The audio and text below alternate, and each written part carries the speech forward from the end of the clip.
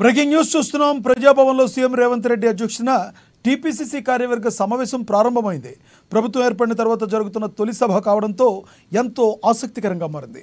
ఎమ్మెల్యేలు, ఎమ్మెల్సీలు, ఎంపీలు, పార్టీ ప్రధాన కార్యదర్శులు హాజరయ్యారు.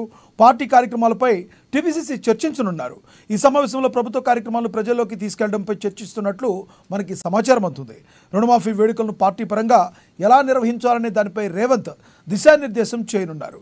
ఇదే విషయానికి సంబంధించి మరింత సమాచారాన్ని మా ప్రతినిధి హరీష్ లైవ్ ద్వారా అందిస్తారు.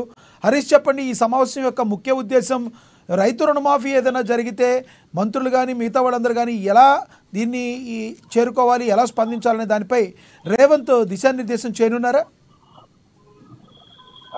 Right, thank you Varun. ఏదైతే ఇప్పుడు కొనసాగుతున్న సమావేశం టీపీసీసీ కార్యవర్గ సమావేశం సంబంధించి కూడా ప్రధాన ఎజెండాగా రైతు రుణమాఫీ పైన కూడా ఇప్పుడు చర్చ జరుగుతుంది. ప్రధానంగా రైతు రుణమాఫీకి సంబంధించి కూడా కాంగ్రెస్ పార్టీ కావచ్చు, కాంగ్రెస్ ప్రభుత్వం కావచ్చు, ఎన్నికల ముందు కాంగ్రెస్ ప్రభుత్వం రైతు భరోసా కింద ఒక హామీని ఇచ్చింది. దాంట్లో భాగంగా ఏకకాలంలో 2 లక్షల రుణమాఫీని చేస్తామని చెప్పిన నేపథ్యం ఉన్నది. ఇక ప్రధాన ఎజెండాగా ఇప్పుడు కొనసాగుతున్న రైతు రుణమాఫీకి సంబంధించి కూడా రేపు నుంచి కూడా, అంటే గత ఎన్నికల ముందు కూడా ఆగస్టు 15వ తేదీన కూడా ఈ రుణమాఫీకి సంబంధించి కూడా అమలు చేస్తామని కూడా కాంగ్రెస్ ప్రభుత్వం చెప్పింది. కాబట్టి ఇప్పుడు రేపటి నుంచి కూడా, అంటే ముందుగానే చెప్పిన దానికంటే ముందస్తుగానే రైతు రుణమాఫీ చేస్తుంది. రేపు నుంచి కూడా రేపు 1 లక్షకు సంబంధించిన రుణమాఫీ జరగబోతుంది. రేపు సాయంత్రం 4 గంటలకు రైతుల ఖాతాలో సంబంధించి కూడా 1 లక్ష రుణమాఫీకి సంబంధించి కూడా రైతులను విముక్తి చేయబోతున్న నేపథ్యం అనేది.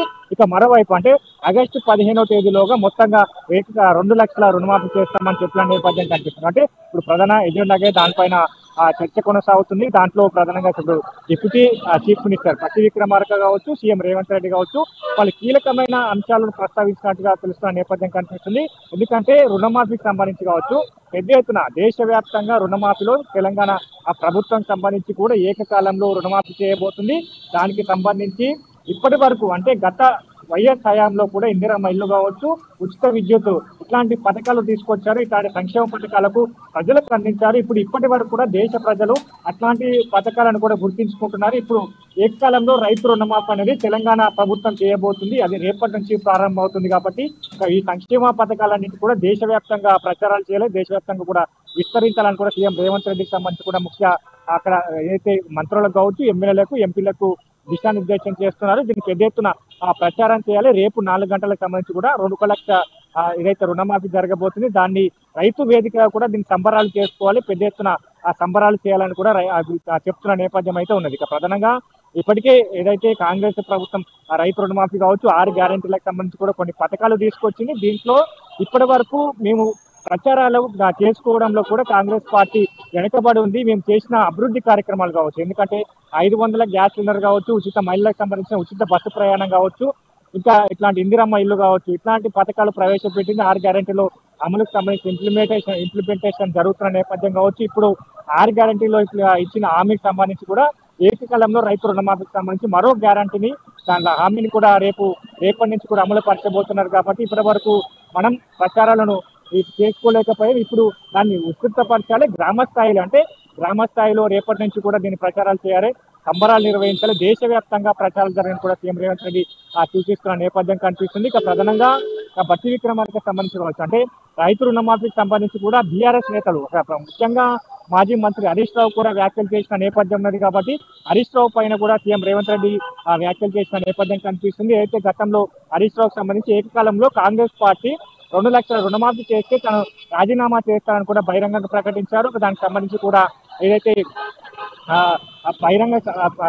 రాజీనామా పత్రాన్ని కూడా స్పీకర్కి అందజేస్తానని చెప్పిన నేపథ్యం అయితే ఉన్నది. ప్రధానంగా ఈ వ్యాఖ్యలు సీఎం రేవంత్ రెడ్డి సమావేశంలో సూచించినట్టుగా తెలుస్తుంది. ఇప్పుడు దానికి సంబంధించి కీలకంగా, అంటే కాంగ్రెస్ ప్రభుత్వం చెప్తే ఖచ్చితంగా చేస్తుంది, మేము చెప్తాం, ప్రజలకు ఇచ్చిన అన్ని హామీలను నెరవేర్చేందుకు సిద్ధంగా ఉన్నాం.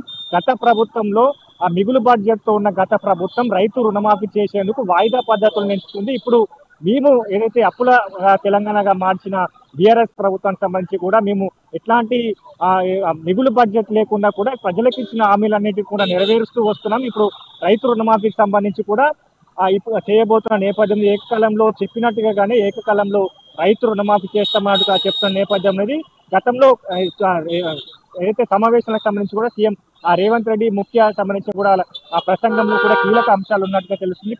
ఏదైతే గత ప్రభుత్వంలో కాంగ్రెస్ ప్రభుత్వంలో వైఎస్ రాజశేఖర రెడ్డి ఉచిత కరెంటు కావచ్చు, ఆరోగ్యశ్రీ, ఇందిరమ్మ ఇల్లు ఇట్లాంటి పథకాలు కీలకమైన పథకాలు ఇవి దేశవ్యాప్తంగా కూడా ప్రాచుర్యం పొందిన పథకాలు కావచ్చు ఇప్పటి వరకు చర్చలో ఉన్నాయంటే ఇట్లాంటి సంక్షేమ పథకాలు కాంగ్రెస్ ప్రభుత్వం అప్పుడు చేసింది కాబట్టి గుర్తుంచుకున్నారు. ఇప్పుడు మరోసారి రేవంత్ సర్కార్ ఇప్పుడు రైతు రుణమాఫీకి సంబంధించి కూడా పథకాన్ని తీసుకొస్తున్నారు కాబట్టి ఇట్లాంటి పథకాలకు సంబంధించి కూడా కాంగ్రెస్ ప్రభుత్వం తీసుకొచ్చి దేశవ్యాప్తంగా ప్రచారాలు చేయడానికి కూడా సీఎం రేవంత్ రెడ్డి సూచిస్తున్న నేపథ్యం ఉన్నది. ఇక రేపటి నుంచి కూడా రైతు బంధుకు సంబంధించి 4 రోజుల పాటు విస్తృతంగా ప్రచారాలు చేయాలి. అయితే హరీష్ దీనిలో ప్రస్తుతం ఈ మంత్రులతో పాటు ఎవరైతే కాంగ్రెస్ లో సంబరాలు ఎవరైతే చేస్తారో రేపు పొద్దున వీరితో పాటు నేరుగా రైతులు కూడా పాల్గొనే అవకాశం ఉందా? రైతులకు ఇంటిమేషన్ ఏమన్నా ఉందా? సెలెక్టెడ్గా రైతులు ఉండబోతున్నారా, లేదంటే ఎలా రైతులతో పాటు కలిపి సంబరాలు జరుపుతారా? ఏ విధంగా ఉండబోతుంది? ఖచ్చితంగా రేపు 4 గంటలకు 1 లక్షకు సంబంధించిన రైతులకు రుణమాఫీ జరగబోతుంది. ఆ లబ్ధిదారులతో గ్రామ లెవెల్లో అంటే గ్రామీణ స్థాయిలో కూడా ఇప్పుడు అక్కడ సంబరాలు నిర్వహించాలని కూడా సీఎం రేవంత్ రెడ్డి సూచిస్తున్న నేపథ్యం ఉన్నది. ఇదే అంశాలను కూడా అక్కడ ఎమ్మెల్యేలకు కావచ్చు, ప్రజాప్రతినిధులకు, ఎంపీలకు అందరూ కూడా సూచిస్తున్న నేపథ్యం కనిపిస్తుంది. అంటే రేపు 4 గంటల తర్వాత ఏకకాలంలో కూడా రైతులకు సంబంధించి 1 లక్ష లోపు రైతులు ఎవరైతే రుణమాఫీ ఉంటారో వాళ్ళందరికీ కూడా రేపు రుణమాఫీ కాబోతుంది. రేపు సాయంత్రం 4 గంటలు గ్రామ స్థాయిలో ఏదైతే రైతు వేదికల నుంచి సంబరాల్లో నిర్వహించాలని కూడా భావిస్తారు. అంటే పోలింగ్ స్థాయి నుంచి కూడా రాష్ట్ర స్థాయి వరకు సంబరాలు ఉంటాయి. 4 రోజుల పాటు ఈ సంబరాలు నిర్వహించాలి. దాంట్లో ఎమ్మెల్యేలు కావచ్చు, మంత్రులు కావచ్చు, స్థానికంగా ఉండే ఎమ్మెల్సీలు, స్థానిక నేతలంతా కూడా పాల్గొనాలని సూచిస్తున్న నేపథ్యం ఉన్నది. ఇక మొత్తంగా అంటే ఈ సంబరాలన్నింటినీ కూడా చేసుకోవాలని ఏఐసిసి అగ్రనేత రాహుల్ గాంధీ ఆదేశించారు. ఆదేశాల ప్రకారం రేపటి నుంచి 4 రోజుల పాటు మనం సంబరాలు చేయాలి.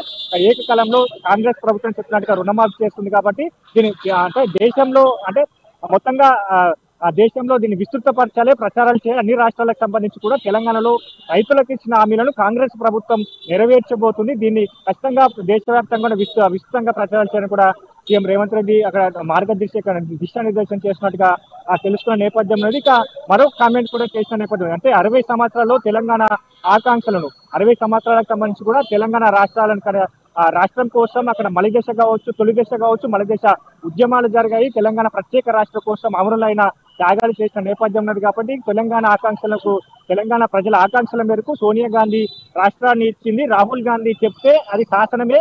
ఇప్పుడు సోనియా గాంధీకి సంబంధించి కూడా మనమంతా కూడా గౌరవించుకోవాలి. సోనియా గాంధీ కుటుంబానికి, దేశానికి ఆదర్శన పాలన మనం తీసుకురావాలి. కాంగ్రెస్ పాలననే దేశానికి ఆదర్శన పాలనగా ఉండాలి. గత ప్రభుత్వంలో వైఎస్ కొన్ని సంక్షేమ పథకాలు తీసుకొచ్చిన నేపథ్యం కావచ్చు, ఇందిరమ్మ పీరియడ్ లో కొనసాగుతున్న నేపథ్యంలో ఇందిరమ్మ ఇల్లు కావచ్చు, ప్రజలకు ఉచిత భూముల పంపిణీ కావచ్చు, ఇట్లాంటి అనేక సంక్షేమ పథకాలు ప్రజలు గుర్తుంచుకునే పథకాలు కాంగ్రెస్ ప్రభుత్వమే తీసుకొచ్చింది. ఆ పథకాలకు మనం ఆదర్శం కావాలి. ఇప్పుడు రైతు రుణమాఫీకి సంబంధించి ఇప్పుడు ఆదర్శంగా నిలవాలి. దీన్ని విస్తృతంగా ప్రచారాలు చేయాలి.